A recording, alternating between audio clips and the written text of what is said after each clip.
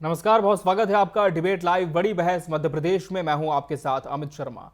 गाय सनातन परंपरा में मां का दर्जा, धर्म में आस्था की प्रतीक और राजनीति में चुनावी हथियार बन चुकी है। मध्य प्रदेश की राजनीति में भी गाय पर बयानबाजी और आरोप प्रत्यारोप का दौर तेज है। मुख्यमंत्री डॉक्टर मोहन यादव ने शाजापुर के कृषि सम्मेलन में कांग्रेस पर तंज कसा और कहा कि कांग्रेस के लोग गाय पालने की जगह बड़े बड़े कुत्ते पाल रहे हैं। अब इस बयान पर कांग्रेस ने पलटवार करते हुए सवाल उठाया है कि जब मुख्यमंत्री गाय की बात करते हैं तो प्रदेश में गायों की हालत दयनीय क्यों है। पीसीसी चीफ जीतू पटवारी ने सरकार को एक हफ्ते का अल्टीमेटम देते हुए कहा है कि अगर गायों की स्थिति नहीं सुधरी तो कांग्रेस खुद पूरे प्रदेश में गौशालाओं का दौरा करेगी और हकीकत उजागर करेगी। सवाल यही है कि क्या गाय सिर्फ चुनावी मंचों की राजनीति बन गई है? क्या सरकार के वादे और योजनाएं जमीन पर उतर रहे हैं या फिर आस्था और सियासत के बीच गाय एक बार फिर कुर्बान हो रही है? आज इसी संवेदनशील विषय पर हम चर्चा करेंगे। इसके पहले देखिए ये खास रिपोर्ट।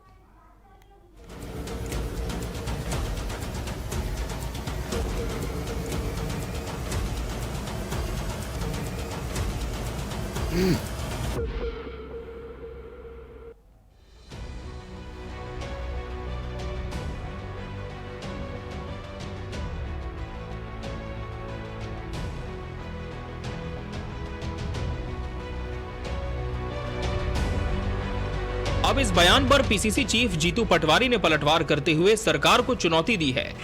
दरअसल शाजापुर जिले की खड़ी ग्राम पंचायत में आयोजित कृषि सम्मेलन में मुख्यमंत्री डॉक्टर मोहन यादव ने किसानों को संबोधित करते हुए कांग्रेस पर निशाना साधा और कहा कि कांग्रेस को न खेती की जानकारी है और न ही गौपालन की समझ।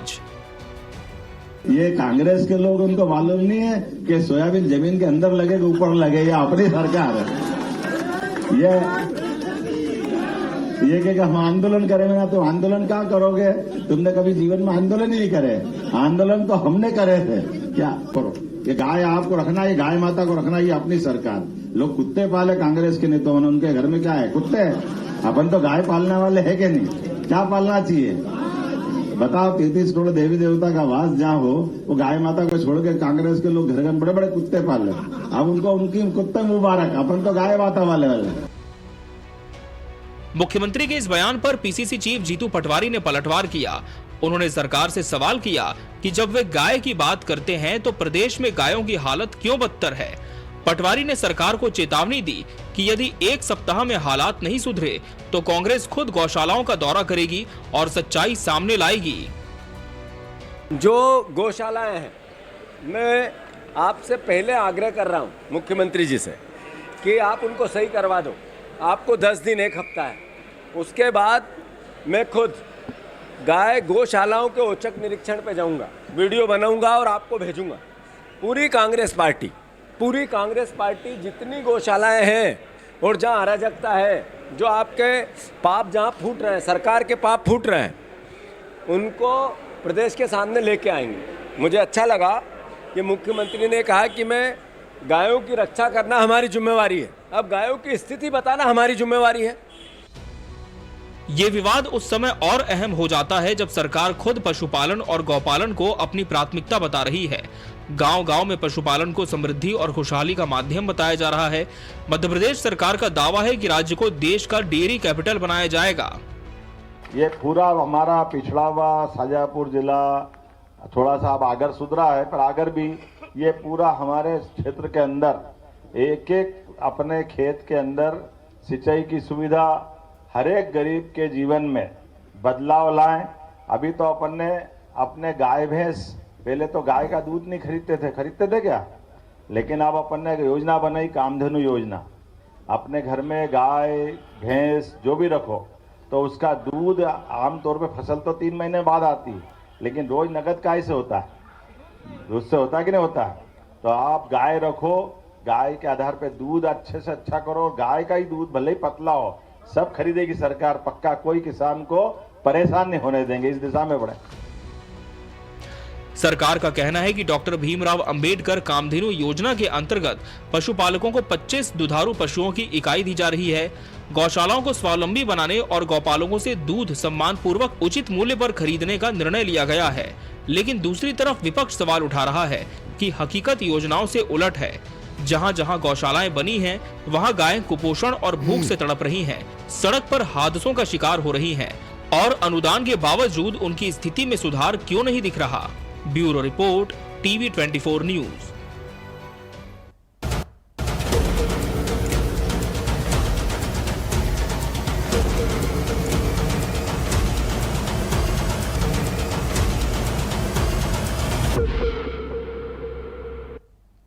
गाय और गद्दी, आज इसी विषय पर हम चर्चा करेंगे और इसके लिए हमारे साथ खास मेहमानों का पैनल भी जुड़ चुका है। हमारे साथ सह मीडिया प्रभारी भाजपा डॉक्टर प्रेम व्यास जी जुड़े हैं। डॉक्टर प्रेम व्यास जी, बहुत स्वागत है आपका इस चर्चा में। कांग्रेस कमेटी महासचिव एवं कम्युनिकेशन प्रभारी अभय तिवारी जी प्रतिपक्ष का पक्ष रखेंगे। अभय जी, आपका भी बहुत बहुत स्वागत है। और गौ सेवक समिति के प्रदेश अध्यक्ष राजेश धौलपुरे जी भी इस चर्चा का अहम हिस्सा है। राजेश जी, आपका भी बहुत बहुत स्वागत है। राजेश जी, चर्चा की शुरुआत आपसे ही करते हैं, चूंकि आज गौमाता पर हमारी चर्चा केंद्रित है। लगातार सरकार का दावा है कि गौपालन की दिशा में, उनके संरक्षण में अभूतपूर्व काम किए जा रहे हैं, लेकिन दूसरी तरफ विपक्ष है जो कहता है कि सिर्फ घोषणाओं में ही बातें हैं, धरातल पर अमल कुछ भी नहीं। लेकिन बतौर गौसेवक आप किस तरह से देखते हैं? क्या वाकई सरकार जो दावे कर रही है जमीन में उन पर सच्चाई है, या फिर वादे मेल नहीं खाते घोषणाओं से? राजेश जी, आप चलिए, राजेश जी का हम फिर से रुख करेंगे, एक बार फिर से इन्हें आवाज नहीं मिल पा रही है। डॉक्टर प्रेम व्यास जी, मुख्यमंत्री तो लगातार गौपालन की संवर्धन की बात करते हैं, लेकिन दूसरी तरफ विपक्ष का सवाल है कि आप सिर्फ घोषणाओं में ही बातें करते हैं और एक हफ्ते का अल्टीमेटम अब तो कांग्रेस ने दे दिया है कि अगर स्थिति नहीं सुधरी तो जमीन पर उतरकर सच्चाई दिखाई जाएगी। देखिए अमित जी, सर्वप्रथम तो मुझे लगता है कमलनाथ जी को तो 1.5 वर्ष का अल्टीमेटम मिला था। ठीक है, 1.5 वर्ष का कार्यकाल में उन्होंने कितनी गौशाला का निर्माण करा? सिर्फ कागजों में करा।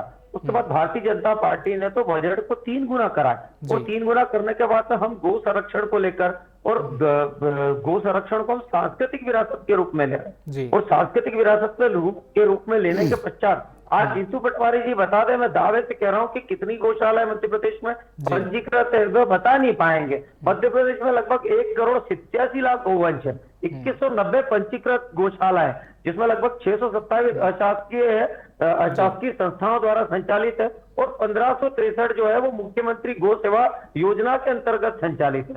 डॉक्टर भीमराव अंबेडकर कामधेनु योजना के अंतर्गत पिछले लगभग 1-1.5 वर्षों से सतत ग्रामीण अंचलों में सर्वे करने के पश्चात गोवंश दिया जा रहा है, और उसके बाद में उनको जो है अलग अलग उद्देश्यों के साथ में, जैसे पंचगव्य निर्माण है, बायोगैस है, जैविक खाद है, नस्ल सुधार है, दूध प्रसंस्करण है, ऊर्जा, इन तरह की योजनाओं से भी जोड़ा जा रहा है। और मुझे लगता है योजना बनाना सिर्फ योजनाएं धरातल कागजों में नहीं है, धरातल पर है। आप देखेंगे कि अक्टूबर 2024 में ग्वालियर में बायो सीएनजी संयंत्र स्थापित किया है, और प्रधानमंत्री जी द्वारा उसका उद्घाटन भी किया गया। तो निश्चित रूप से जो गोवंश द्वारा जो पंचगव्य बनेगा उसका भी हम प्रयोग कहां पर कर पाएंगे? एनडीबी के माध्यम से लगभग 11,000 गांवों को जोड़ा गया, और उसको सांची के साथ भी सम्मिलित किया गया। तो आज वो सरकार है जो धरातल पर कार्य कर रही। अभी जबलपुर में लगभग वहां पर 86 एकड़ में 6,000 पशुओं को रखने की क्षमता के साथ में गौशाला का निर्माण किया जा रहा है।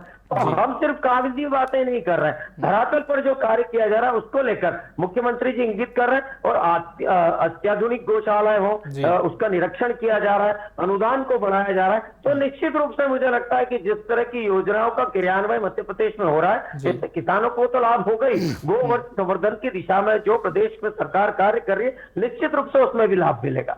अभय तिवारी जी, सरकार तो कह रही है कि हम लगातार काम कर रहे हैं, किसानों को भी इससे लाभ हो रहा है, लेकिन कांग्रेस कहां पर कमी देख रही है? जी अभय जी, अभय तिवारी जी, क्या आपको मेरी आवाज आ रही है? सबसे पहले डॉक्टर प्रेम व्यास जी ने जो कहा, जी आपको आवाज आ रही है सर? जी अभय जी, आपकी बात रखें। जी, आपको आवाज आ रही है? जी जी आ रही है। अभी डॉक्टर प्रेम व्यास जी ने जो कहा कि कागजों में गौशाला बनी है, तो ये लोग सरकार में है, मध्य प्रदेश में 1,000 से अधिक गौशालाएं बनी हैं। इन्हें यदि कहीं भी ऐसा संशय है तो ये जिला कलेक्टर के थ्रू उसकी जांच करा लेना चाहिए इसकी, क्योंकि सभी जगह के प्रमाण है, सभी जगह के फोटोज हैं, और गौशाला की जो स्थिति वो भी सबके सामने है। मैं 2-3 बातें रखना चाहता हूँ। मुख्यमंत्री डॉक्टर मोहन यादव ने पिछले वर्ष जो अनुदान था गायों का, प्रति गाय का जो अनुदान था उसको 20 रुपए से बढ़ा करके 40 रुपए करने की घोषणा की थी। जी। मुख्यमंत्री को अपनी इस घोषणा को लागू करने में भी 1.5 साल लग गया, प्रदर्शन करने पड़े, लोगों को आवाज उठानी पड़ी, उसके बाद जाकर के कहीं ये घोषणा लागू हुई। आज स्थिति लेकिन ये है कि आज भी सबको ये बढ़ा हुआ अनुदान नहीं मिल रहा है। 2 महीने पहले इंदौर संभाग के बहुत सारे गौ सेवा और ये गौशाला संचालकों ने आवाज उठाई थी कि 5-5, 6-6 महीना हो गया हमें अनुदान नहीं मिल रहा है। तो इस तरह से तो ये लोग गायों का हित देखते हैं कि घोषणा तो कर देते हैं, कागजों में तो बोल देते हैं, लेकिन हकीकत में जो गौशाला की स्थिति है वो कैसे सुधरेगी जब तक कि उनको अनुदान का पैसा ही नहीं मिलेगा। अब मैं पूरे प्रदेश की बात नहीं करूंगा, केवल उज्जैन की बात कर लेते हैं क्योंकि मुख्यमंत्री का गृह जिला है उज्जैन। उज्जैन की तराना तहसील में पिछले साल गौवंश के कंकाल मिले हैं। ठीक है, ये गौशाला की स्थिति है। उज्जैन की एक गौशाला जिसे बेस्ट गौशाला का अवार्ड मिला है, कपिल गौशाला, वहां पर कई गायें मरी हुई पाई गई। इसको लेकर के कांग्रेस का एक दल भी वहां गया और हालत ये थी कि कीचड़, पत्थर और उन्हीं में सना हुआ उनका भोजन, आप वहां 2 मिनट खड़े नहीं रह सकते। कीड़े लग गए हैं, घाव हो गए हैं, बीमार है गाय, लेकिन इस सरकार को कोई परवाह नहीं। इसके बाद खाचरोद की बात करते हैं, ये भी उज्जैन की तहसील है। खाचरोद में इसी साल में 2025 की बात कर रहा हूं, एक गौशाला से 498 गाय गायब पाई गई। जब ये गाय गायब पाई गई उसके बाद में संतों का एक समूह वहां पहुंचा और विरोध स्वरूप इन्होंने मुंडन कराया। संतों के समूह ने मुंडन करा करके और इस सरकार का विरोध किया। इसमें हरिद्वार और गंगोत्री के बड़े बड़े संत शामिल थे। तो इस सरकार को जब ये बड़े बड़े दावे करते हैं, इनको सोचना चाहिए कि हकीकत क्या है। आज उज्जैन की यदि बात करें तो उज्जैन से शामगढ़ को एक हाईवे जाता है। यदि आप सुबह 5 बजे से 7 बजे के बीच में उस हाईवे पे चले जाएं, आप रोज पाएंगे कि 25 से 50 गायों के शव आपको वहां मिलेंगे और वो एक रात के होते हैं। मुख्यमंत्री के गृह क्षेत्र की बात मैं कर रहा हूं, तो मुख्यमंत्री ना तो सड़कों पे गाय को सुरक्षा देने में कामयाब है, ना गौशाला में इनको सुरक्षा देने में कामयाब है। हाँ, कमलनाथ जी की सरकार जब 2018 में बनी थी, हमारा लक्ष्य था कि हम हर ग्राम पंचायत में गौशाला बनाएंगे। हमने उस लक्ष्य की पूर्ति के कदम भी बढ़ाए और 1000 से अधिक गौशाला बनकर के तैयार हो गई है। लेकिन बाद में आपको मालूम है कि किस तरह से सौदेबाजी की सरकार आई और हमारी सरकार चली गई, वरना आज मध्य प्रदेश की हर गाय को आश्रय मिल चुका होता। आपको एक बात और बताना चाहता हूं मैं कि बीजेपी के केंद्रीय मंत्री प्रताप सारंगी जी ने मध्य प्रदेश में आकर के बयान दिया था कि पूरे देश में गौशाला को आश्रय देने के मामले में मध्य प्रदेश की कमलनाथ सरकार ने सर्वश्रेष्ठ कार्य किया है। तो जब बीजेपी के ही केंद्रीय मंत्री मध्य प्रदेश की कांग्रेस सरकार को या मध्य प्रदेश सरकार के कमलनाथ सरकार के प्रयासों की सराहना करते हैं, तो इन लोगों को सोच लेना चाहिए।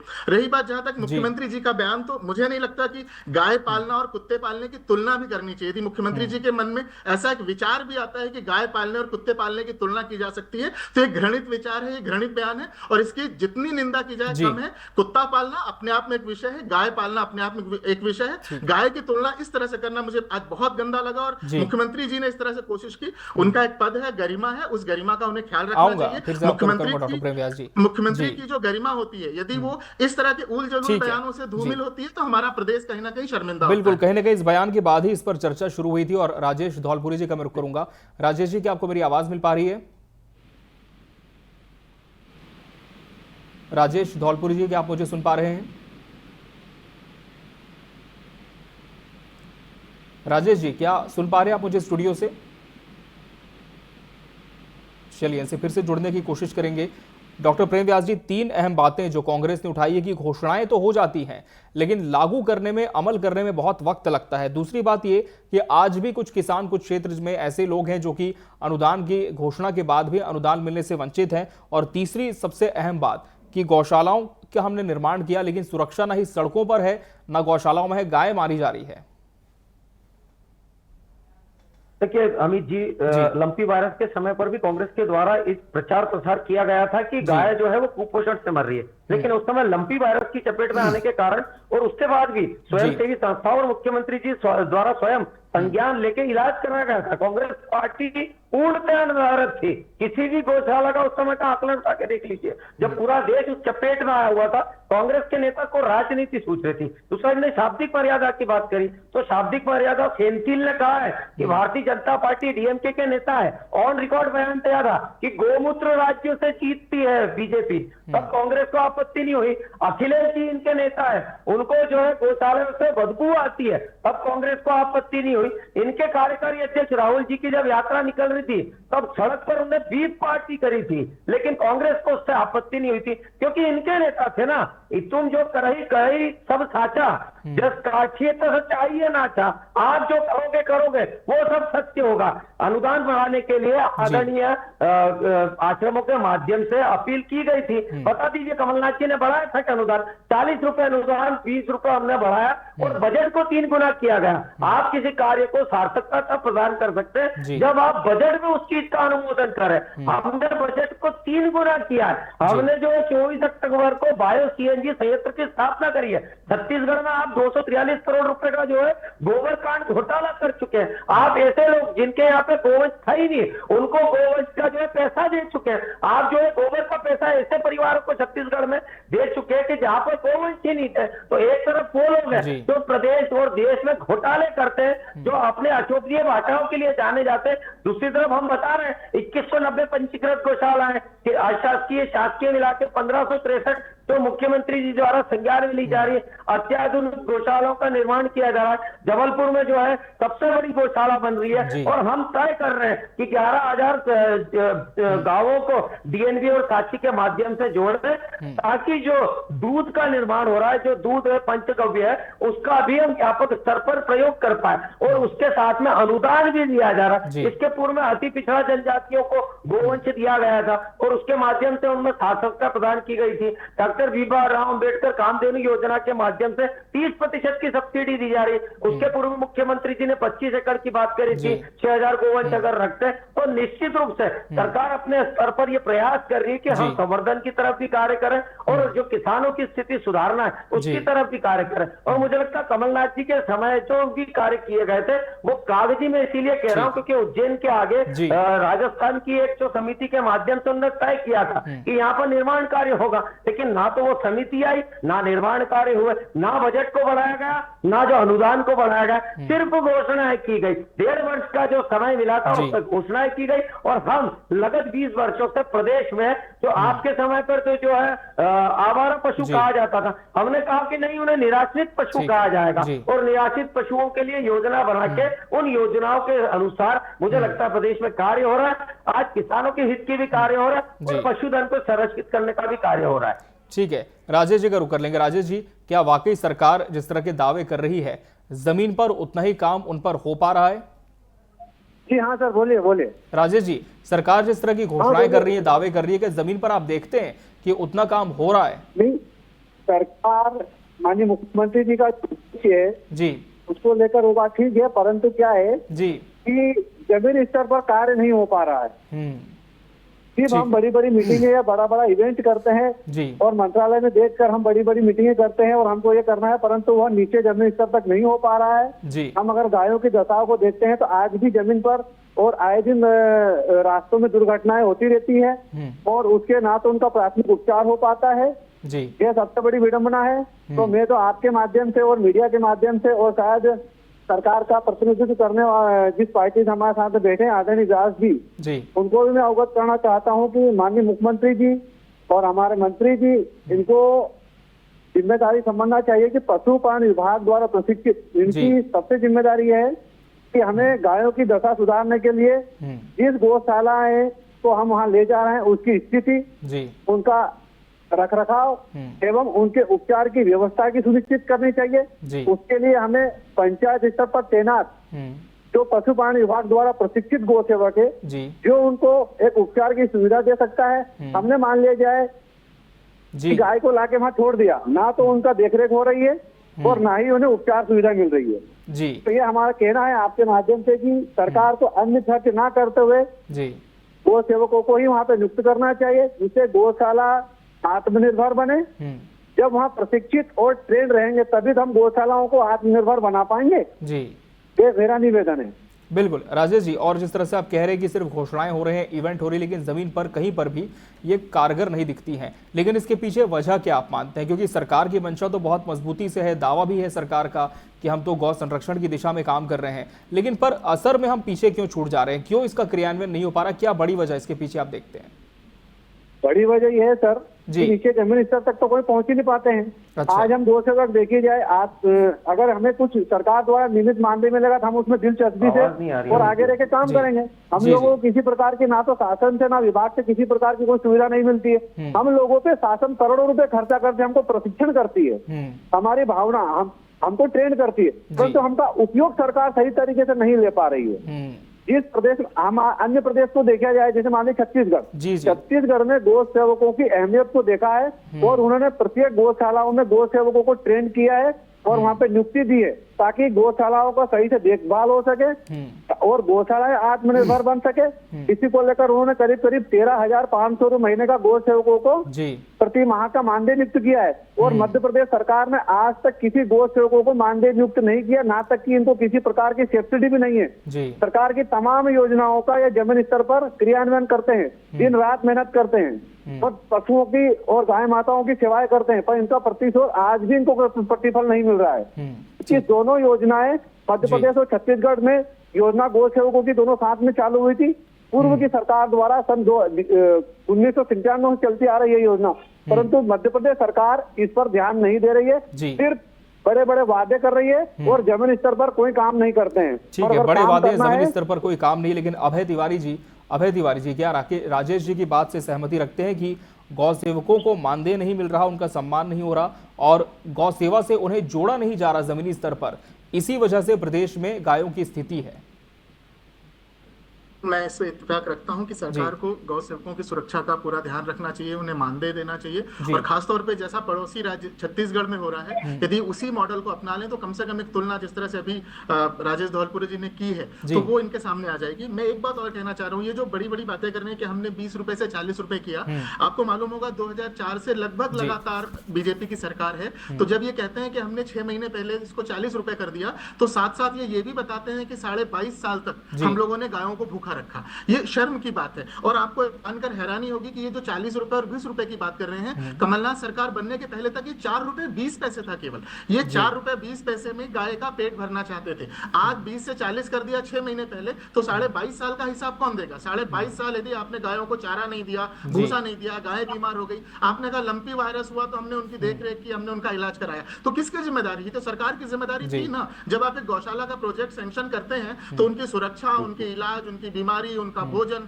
उनकी देखरेख, पूरा एक कंप्लीट प्रोजेक्ट होता है। लेकिन होता क्या है इस सरकार में कि ये लोग जितनी गाय पालते हैं उसकी संख्या 4 गुना बढ़ाते हैं ताकि ये पैसा जो इन्हें 40 रुपए मिलना है ये 4 गुना पैसा मिल सके और इसमें कमीशन खोरी होती है, पैसों का बंटवारा होता है। तो मैं तो केवल इतना मांग करूंगा इस सरकार से कि कम से कम गाय जैसे संवेदनशील मामले से भ्रष्टाचार को दूर रखा जाए और एक ऐसी संस्था बनाई जाए या ऐसा एक व्यवस्था बनाई जाए जहां ये तय हो सके कि कितनी गाय है। आज के समय में जीपीएस बेस्ड आप सर्वे कर सकते हैं, आप क्वांटिटी काउंट कर सकते हैं, सब कुछ कर सकते हैं। आप सोचिए ना कि मुख्यमंत्री के गृह जिले में 1000 में से 50% गाय गायब हो गई और जो पैसा है वो 1000 गायों का निकल रहा है। तो जब इस तरह का भ्रष्टाचार ये लोग गायों के मामले में करेंगे तो इन्हें सबसे पहले गायों की सुरक्षा की बात करनी चाहिए, गायों को भोजन देने की बात करना चाहिए और गायों की राजनीति नहीं करना चाहिए, क्योंकि गाय हम सबके लिए आस्था का मुद्दा है, राजनीति का मुद्दा नहीं है। यदि कमलनाथ जी ने भी गायों को लेकर राजनीति की होती तो जब कार्यकाल खत्म होने को आता तब वो आकर के कहते कि हम गौशाला बनाएंगे, लेकिन उन्होंने जैसे ही शुरुआत की वैसे ही गौशाला का निर्माण कार्य चालू कराया। और दूसरी बात ये जो कह रहे थे कि राजस्थान की एक संस्था को कार्य दिया गया,